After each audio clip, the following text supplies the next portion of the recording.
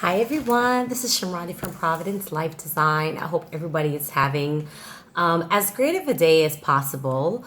So I wanted just to talk about design trends and how it is affecting us. Now, in my IGTV, there's videos that kind of like allude to what things are right now. It started with there being a tariff issue for building supplies coming out of China and companies scrambling to not be so dependent on China because in the interior design world, it is very high ranking individuals that are getting that, their opinion is going to matter so much, right? So you don't want to be in the middle of somebody's project and then all of a sudden you cannot continue with the project. Your labor force is having problems with using the materials. It's not to the right standard.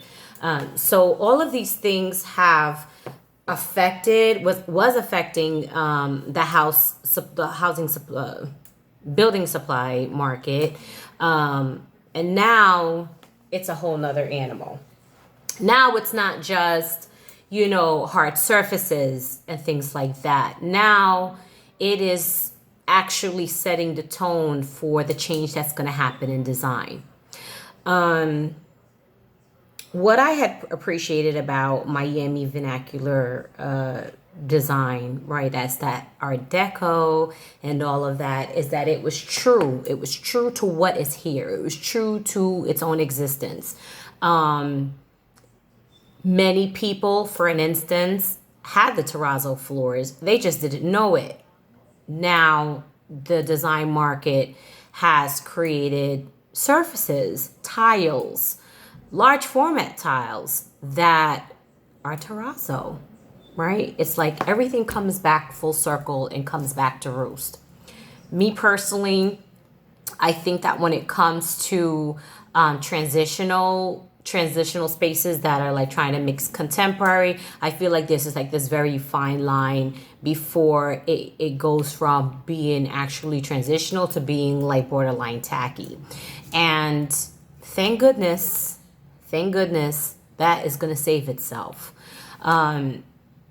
I spent the morning doing, I'm always researching, seeing what's like on the market, what have people been trying to get, what have they been trying to like incorporate more and more and more. And what's happening is that a lot of the things, especially in Florida, I can't really say other places, but in Florida, it's like there was just this, you couldn't get away from things borderlining being having a very cheap look to it, right?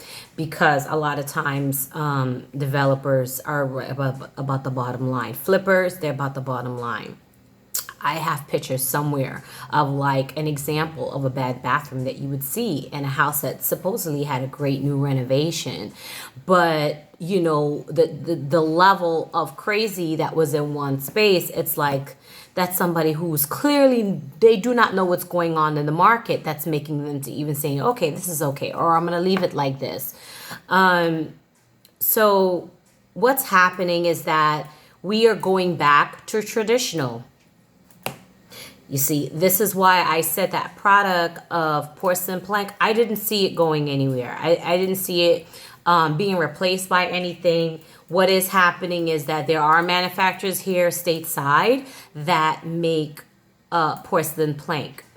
Porcelain plank is going to continue to keep going forward because kitchens are going back to that traditional look. It's going back to that traditional look because now the market is affected wide scale by whatever is coming and not coming into the country, right? You want to still. There are some great examples of chrome and how chrome is used, but I don't think it's like the best thing. If you have a choice, to choose like a brushed nickel or a brushed pewter or something like that, take that over the chrome. Okay, take that over the chrome. Take the brushed finish over the bright, shiny, reflective crazy finish that's happening. The other thing too that is the other thing that's a great trend right now, which I personally like, is upholstered walls. I feel like upholstered walls. It wasn't. Maybe it was popular at some point, like during Art Deco,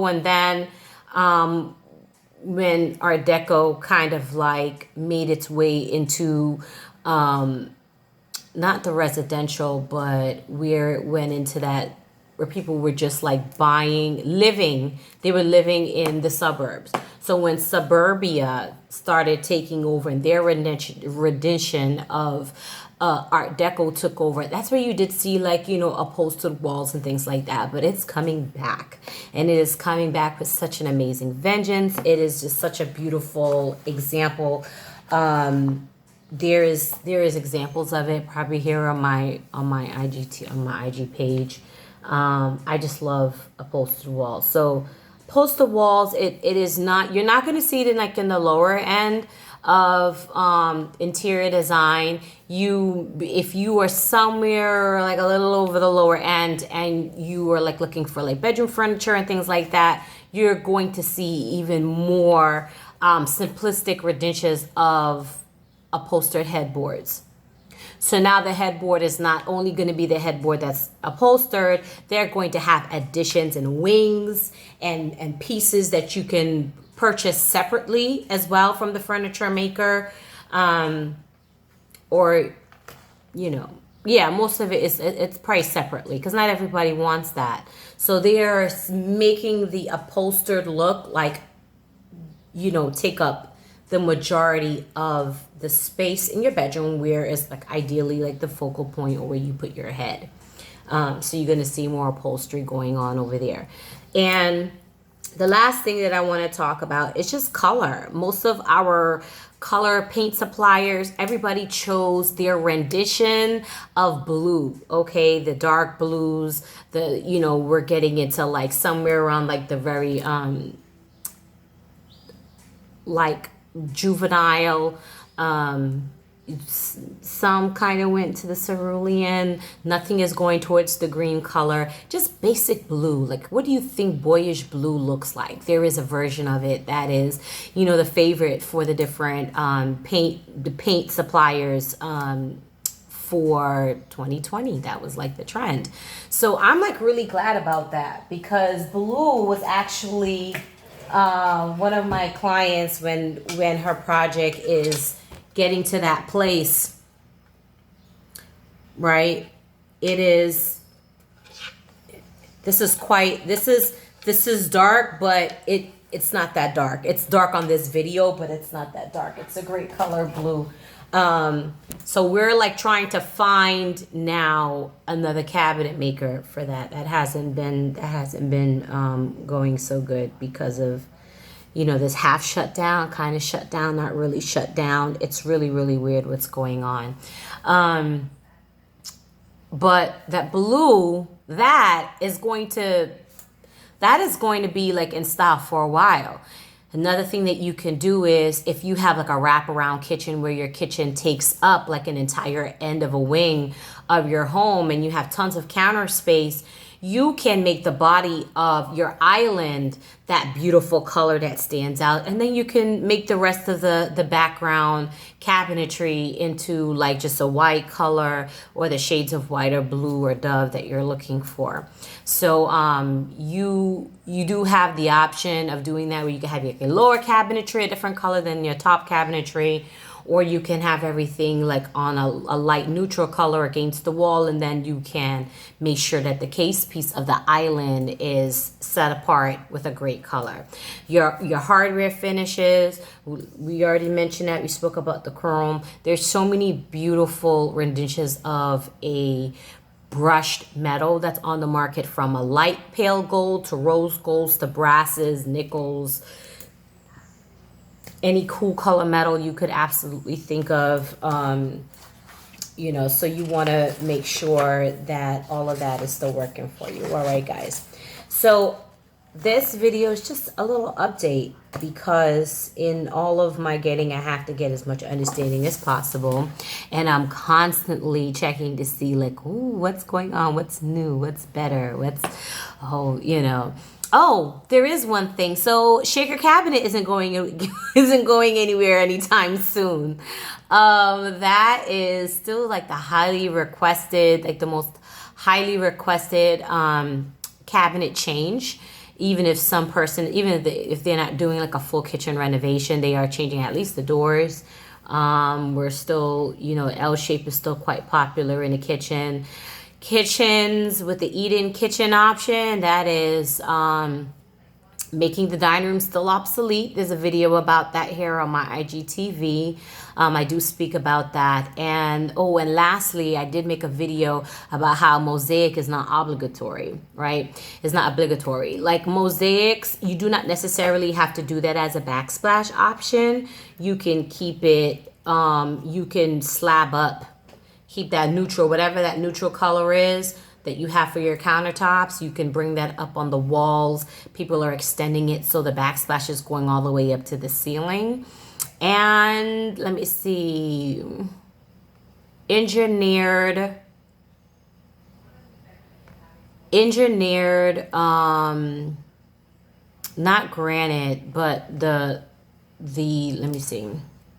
Yeah, so the engineered countertops that we're doing right now that looks like natural marbles, that is not going anywhere, but there is a slump in sales in that because the prices are getting a little ridiculous, right? So now people are saying like, well, how bad is granite? I may not necessarily need quartz. Maybe I should go back to granite, right?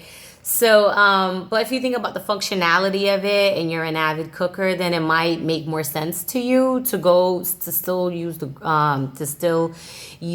the engineered product than the granite.